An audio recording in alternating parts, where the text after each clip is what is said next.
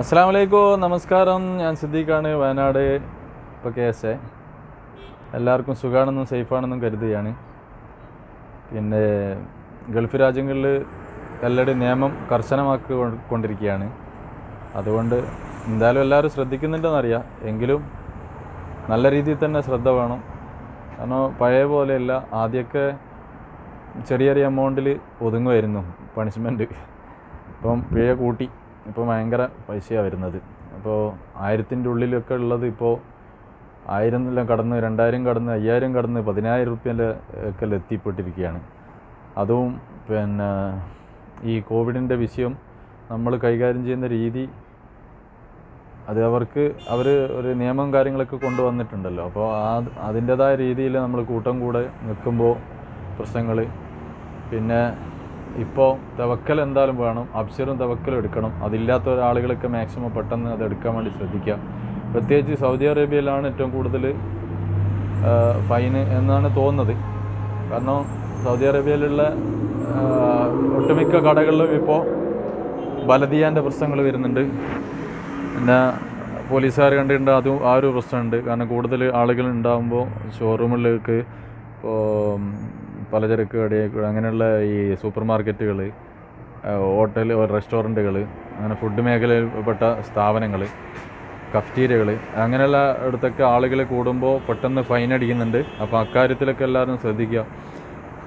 പിന്നെ അതുപോലെ നമ്മുടെ ഇക്കാമയും, പിന്നെ അതുപോലെ ബലദിയ കാർഡ് ഉള്ള ആളുകൾ സ്ഥാപനങ്ങളിൽ ഇരിക്കുമ്പോൾ ബലദിയ കാർഡിൻ്റെ ആവശ്യമുള്ള ആളുകളൊക്കെ നിർബന്ധമായും ഈ ഒരു കാർഡ് നിർബന്ധമായും കരുതണം. അപ്പോൾ അതില്ലെങ്കിൽ അതിന് നല്ല ഫൈനാണ് വരുന്നത്. ഇപ്പോൾ ഒട്ടുമിക്ക ഒരുപാട് കടകളിൽ ഇപ്പോൾ വന്നിട്ടുണ്ട്, ബലദിയ പ്രശ്നങ്ങൾ ഉണ്ടാക്കുന്നുണ്ട്. കാരണം എല്ലാം നമ്മൾ എന്താ പറയുക, ആളുകളെ നന്മയ്ക്ക് വേണ്ടിയിട്ട് തന്നെയാണ്. നിയമം ഭയങ്കര കർശനമാണ്. അതും ചെറിയൊരു എമൗണ്ടിൽ ഒതുങ്ങൂല. ഇപ്പോൾ പ്രവാസികളായിരിക്കുന്ന ആളുകളൊക്കെ മറ്റുള്ളവർക്ക് വേണ്ടിയിട്ടാണ് സ്വന്തം ജീവിതം ബലിയാടാക്കിയിട്ട് ഇങ്ങനെ കഷ്ടപ്പെടുന്നത്. ഊണും ഉറക്കവും ഇതൊന്നും ഇല്ലാതെ ആ വേർത്ത് കുളിച്ചിട്ടൊക്കെ ഓരോരുത്തർ ജോലി ചെയ്തുകൊണ്ടിരിക്കുന്നത്. അപ്പോൾ അത്രയും കഷ്ടപ്പാട് നമ്മൾ നാട്ടിലുള്ള മറ്റുള്ള ആളുകൾക്ക് വേണ്ടിയിട്ട് ജീവിക്കുമ്പോൾ അവരും നമ്മളെ ആശ്രയിച്ചു കൊണ്ടിരിക്കുന്ന സമയത്ത് ഇങ്ങനെയുള്ള കാര്യങ്ങളൊക്കെ വരുമ്പോൾ വല്ലാത്തൊരു നമ്മൾ കുടുക്കിലേക്ക് പോകും. അപ്പോൾ അങ്ങനെയുള്ള കാര്യങ്ങളൊക്കെ എല്ലാവരും ശ്രദ്ധിക്കുക. ബലദിയ കാർഡ് നിർബന്ധമായും കരുതുക. ഇക്കാമയും അതും നിർബന്ധമായും അതിൻ്റെ കാലാവധി കഴിഞ്ഞോ ഇല്ല എന്നൊക്കെ ചെക്ക് ചെയ്യണം. അപ്പോൾ അങ്ങനെയുള്ള കാര്യങ്ങളൊക്കെ ശ്രദ്ധിക്കുക. കൂട്ടം കൂടി പോവാതിരിക്കുക.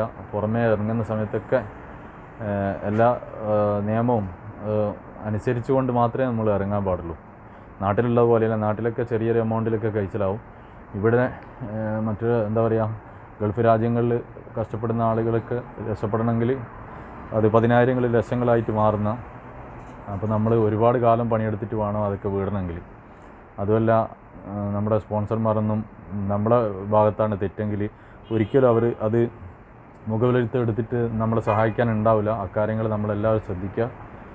അപ്പോൾ ഈ കൊറോണയ്ക്ക് ഇവിടെ പൊതുവേ കൊറോണയൊക്കെ നമ്മുടെ നാട്ടിൽ, കേരളത്തിലേക്ക് അപേക്ഷിച്ച്, ഇന്ത്യയിലൊക്കെ അപേക്ഷിച്ചിട്ട് ഗൾഫ് രാജ്യങ്ങളിലൊക്കെ വളരെ കുറഞ്ഞ് വരുന്നുണ്ട്. അപ്പോൾ ഇവിടുത്തെ നിയമങ്ങളൊക്കെ അത്രയും കർശനമായതുകൊണ്ടാണ്.